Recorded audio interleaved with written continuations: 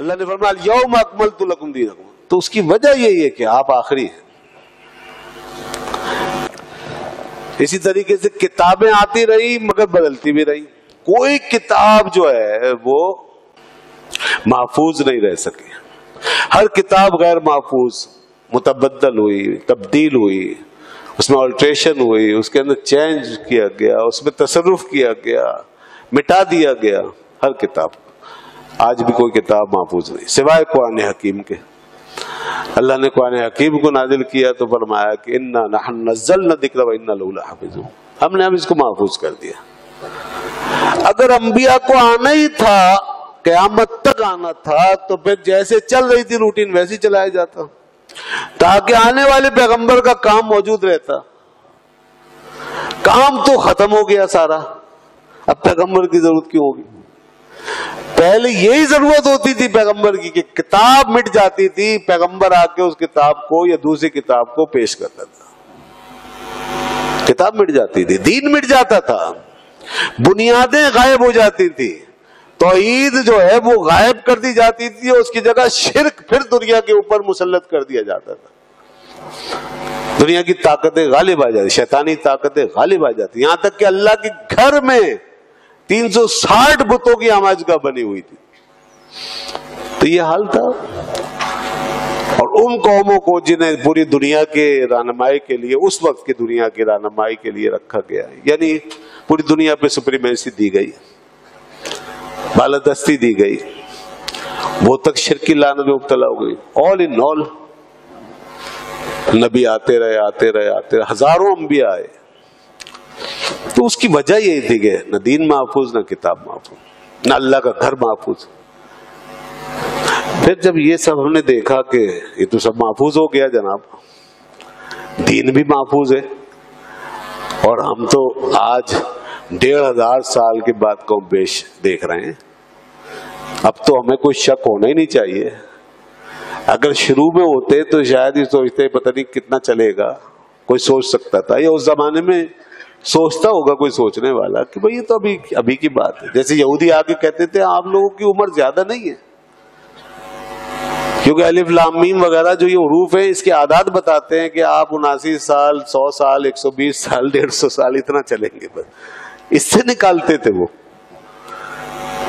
یہ کہتے ہیں۔ اور جب حضور کی ساری نرینہ اولاد دنیا سے تشریف لے گئی تو اس پر بھی کہا ایک بدبخت نے، ان محمدن سارا ابترا، کہ محمد صلی اللہ علیہ وسلم تو اب بے اولاد ہو گئے، یعنی مقتون نسب ہو گئے، یعنی جس کا نسب کٹ جائے، جس کے آگے کوئی سلسلہ نہ چل سکے، تو لہذا ان کا دین تو اب گیا، اب کوئی چلانے والا نہیں۔ یہ باتیں ہوتی ہیں، مگر آج تو ہمیں اس دور میں رہ رہے ہیں کہ جو اب قیامت سے قریب لگ چکا ہے، تو آج تک ہم دیکھ رہے ہیں کہ ان کا نسب مبارک بھی چلا، اور اللہ نے اس کو بیٹی سے چلایا، اور آپ کا دین بھی چلا، بلکہ ایسا چلا کہ دنیا کے سارے بر اعظم میں پہنچ گیا، اور آج سب سے زیادہ پھیلنے والا دین آپ ہی کا ہے۔ اور اسی طرح وہ کتاب جس کے بارے میں وہ سوچتے تھے کہ یہ اب گئی کہ تب گئی، اور اس کو تو ہم نہیں چھوڑیں گے اور بدل دیں گے، اللہ نے فرمایا یریدون لیطفئوا نور اللہ بافواہہم، اس کتاب کو، اس اللہ کے نور کو اپنے منہوں سے بجھانا چاہتے ہیں، پھوکے مار کے، یہ محاورہ ہے، یعنی لگے ہوئے ہیں کوششوں میں کہ کتاب مٹ جائے، بدل جائے، جیسے ان کی اپنی کتابیں مٹ گئی۔ اللہ نے فرمایا واللہ متم نورہ ولو کری الکافرون، اور اللہ اپنے نور کو مکمل کر کے چھوڑے گا۔ تو دیکھیے آج ہم نے دیکھ لیا، کتاب پوری نازل ہوئی، اس کے بعد وہ محفوظ ہوئی، اور اپنے ایک ایک کلمے کے ساتھ آج امت کے ہاتھوں میں زیر زبر پیش کے ساتھ موجود ہے۔ یہ بھی چیز ہم دیکھ رہے ہیں کھلی آنکھوں سے۔ پھر توحید کی بنیاد اب تک نہیں اکھڑ سکی، جیسے پہلے اکھڑ جاتی تھی، اور شیطان آ کر کے پھر سے شرک میں مبتلا کر دیتا تھا۔ رسول اللہ صلی اللہ علیہ وسلم فرمایا کہ اے واللہ انی واللہ ما اخاف علیکم ان تشرکوا بعدی، اللہ کی قسم میں تم پر اب اپنے بعد شرک کا خوف نہیں رکھتا ہوں. ایسا نہیں ہوگا کہ میرے بعد میری ساری امت مشرک ہو جائے، نہیں، پہلے ہو جاتا تھا ایسا. اور اب اتنی صدیوں کے بعد ہم پھر یہ بھی دیکھ رہے ہیں کہ امت آج تک اس طرح شرک کی لعنت میں نہیں پڑی جیسے پہلے پڑ جاتی تھی. اور خدا کے گھر میں جو توحید کا مرکز ہے آج بھی رب ذوالجلال کو سجدے ہو رہے ہیں، آج بھی وہاں اسی کا حج ہو رہا ہے، آج بھی وہاں اسی کی عبادت ہو رہی ہے. بلکہ اس کے طفیل دنیا میں لاکھوں گھر آباد ہیں اللہ کے، جن میں لاکھوں کروڑوں لوگ اللہ کے حضور میں سر بسجود پڑے ہیں. کعبۃ اللہ تو مرکز ہے اور سب سے افضل و اعلیٰ گھر ہے اللہ کا. جتنی مسجدیں ہیں ان مسجدوں میں بھی کسی میں بت پرستی کا تصور نہیں کیا. ایک چھوٹی سی مسجد بھی اگر ہے اس میں بھی بت پرستی کا تصور نہیں ہے. جبکہ ہندوؤں کے مندروں میں، عیسائیوں کے گرجوں میں اور دنیا کے عبادت خانوں میں، یہودیوں کے یہاں، سکھوں کے یہاں، سب جگہ غیر اللہ کی پوجا اور پرستش کا سلسلہ موجود ہے. باقاعدہ وہاں پر ہو رہی ہے پرستش. تو یہ کیسا انتظام ہے، یہ کیا سلسلہ ہے جو سارے دینوں سے اور پچھلی ساری تاریخ سے ہٹ کر کے اس قدر سیف اینڈ ساؤنڈ طریقے سے اس امت کو اور اس کے معاملات کو گویا چلایا گیا ہے اور اتنی سارا گیا ہے کہ انٹچڈ ہے، اب تک انوائلیٹڈ ہے، انٹرپٹڈ ہے. نہ کوئی انٹرپشن ہوا ہے اب تک اس میں، نہ کوئی آلٹریشن ہوا ہے. اسی طرح محفوظ ہیں، ساری بیسکس محفوظ ہیں، ساری بنیادیں محفوظ ہیں، اس کے شاعر محفوظ ہیں، اس کے عقیدے نظریے محفوظ ہیں، کتاب محفوظ ہے، بیسک تصور کانسیپٹ سب محفوظ ہیں. جب یہ سارا کچھ حفاظت میں ہے اور خدا کی حصار میں ہے تو پھر کیا ضرورت ہے اب اس کے بعد کہ اب کسی اور نبی کو بھیجا جائے گا یا کوئی اور نبی آئے گا؟ یہ سارا انتظام ہی تو ہے ختم نبوت کے عقیدے کے تحفظات کا.